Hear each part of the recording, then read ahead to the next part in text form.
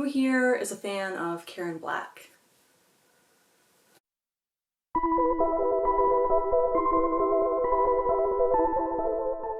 I think Karen Black has a very interesting presence, and I was very moved by her appearance in Easy Rider, and that's the first movie I can remember watching with her in it. I am not the biggest fan of Burnt Offerings, but I feel that Karen Black just hit that role out of the park. She has such a great style of acting, and if you don't feel that way, maybe watching Trilogy of Terror will convince you, because it is such a good premise. You have one actress who is playing roles in 3 different little segments, and in one of the segments she plays 2 characters. So she's basically 4 people in this one movie. I'm very impressed when an actor can carry an entire movie with very few other supporting roles. The only thing that's really coming to mind right now is Robert Redford. When he did Jeremiah Johnson. Jeremiah Johnson is pretty much just Robert Redford with a few other people in it, and they're not even in it for very long. But he carries the entire movie. I think it's really intriguing to just watch the one person. And he did it again in All Is Lost. That movie had actually very little dialogue in it. He does such a good job. So anyway, this movie kind of reminds me of that, because Karen Black is in all of the movies, and the very last part of the anthology, she's the only actress in that entire portion. The movie is a made-for-TV movie from 1975. I enjoy TV movies. I don't mind them. I mean, Salem's Lot was a made-for-TV movie, and Satan's School for Girls, made-for-TV movie. I don't think there's anything wrong with them. I don't think they're necessarily corny or, whatever. I think they have just as much validity.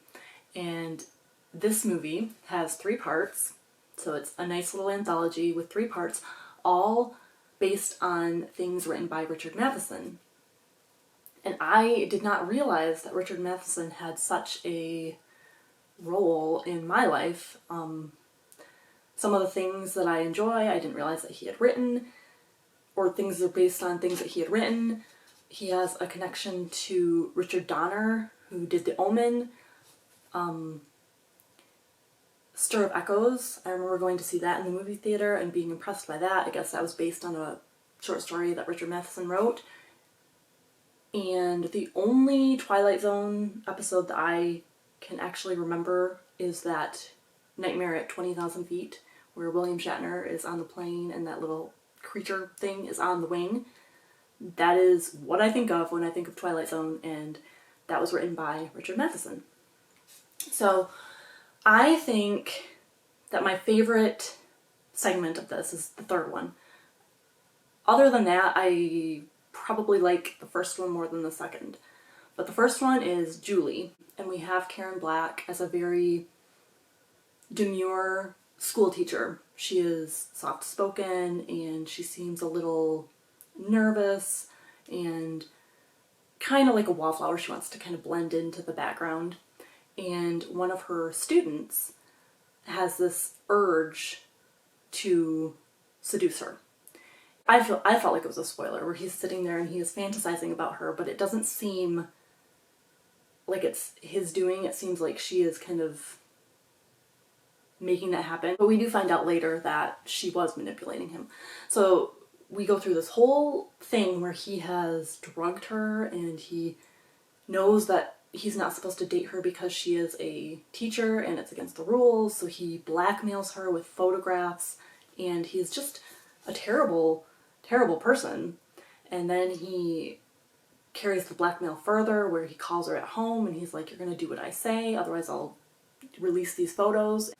She threatens to go to the police, but he's like, "Well, then you're ruined anyway."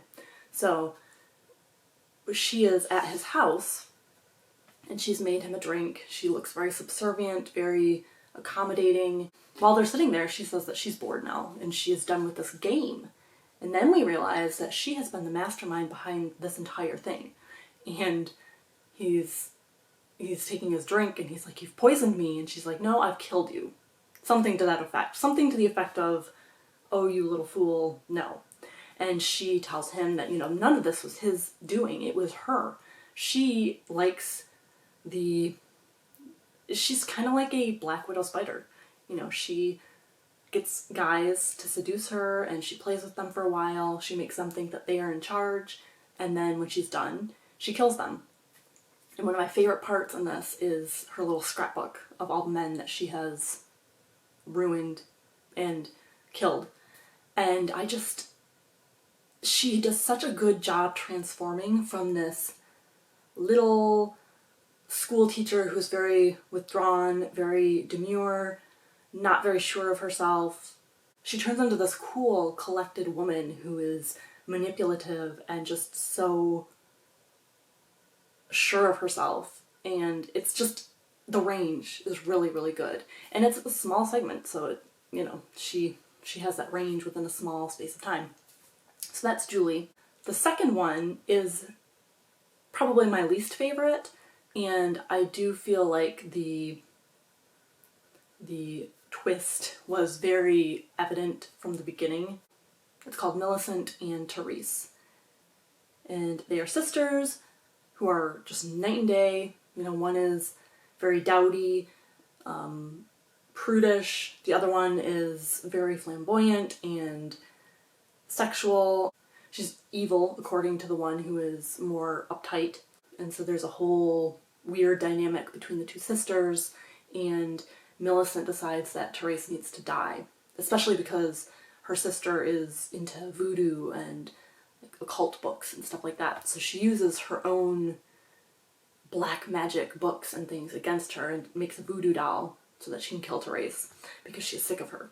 So it's the whole time you're thinking, well, I know you're the same person. I don't know. Maybe it's not that obvious.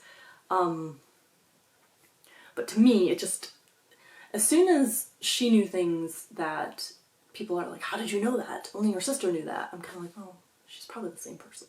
So this whole time she's been playing two roles, but she's really the same person.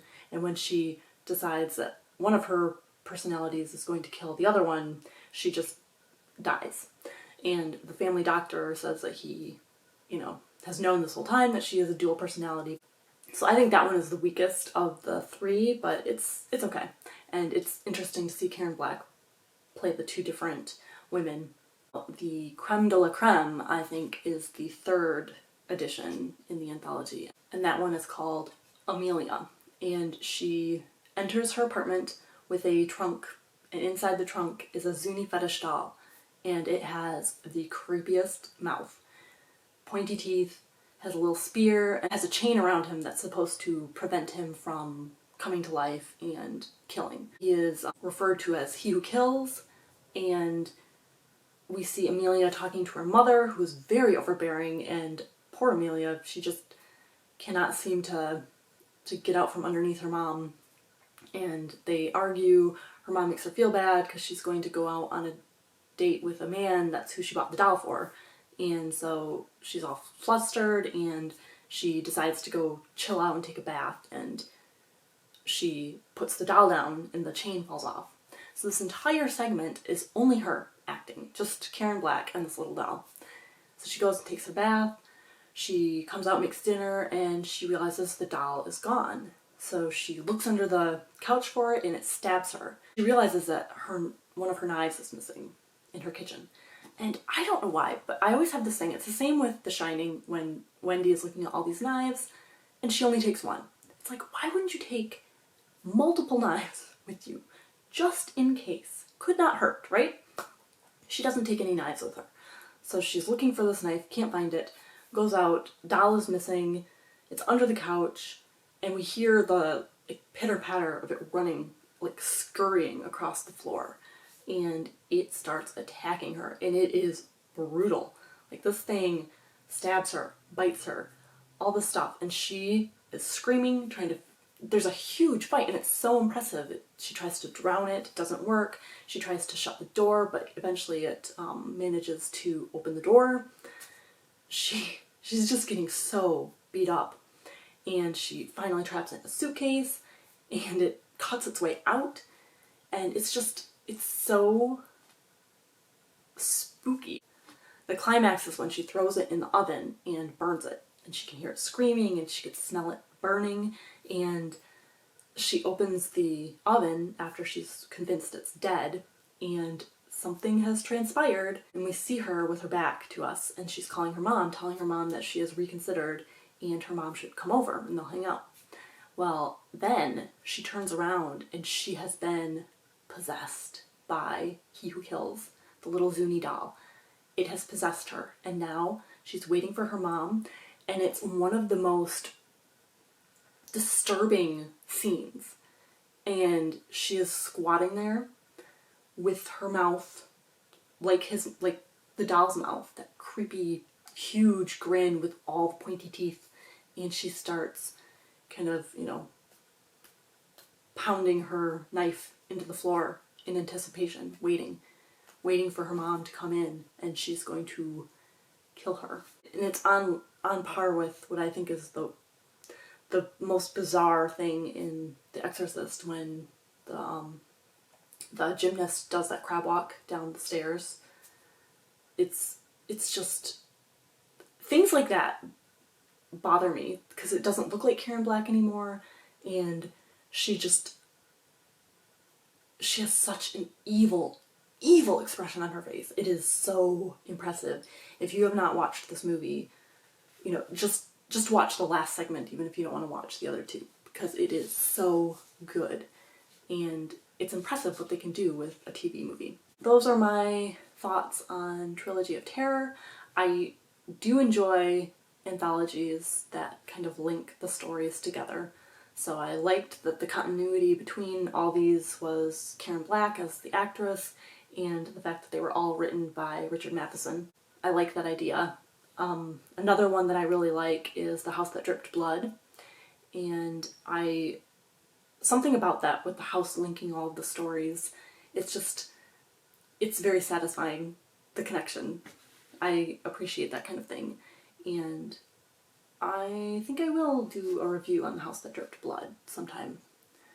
I have to decide if I'm going to get the Blu-ray or if I'm going to dig it up on old VHS, because I know that I recorded it off of TV at one point. Have a spooky day.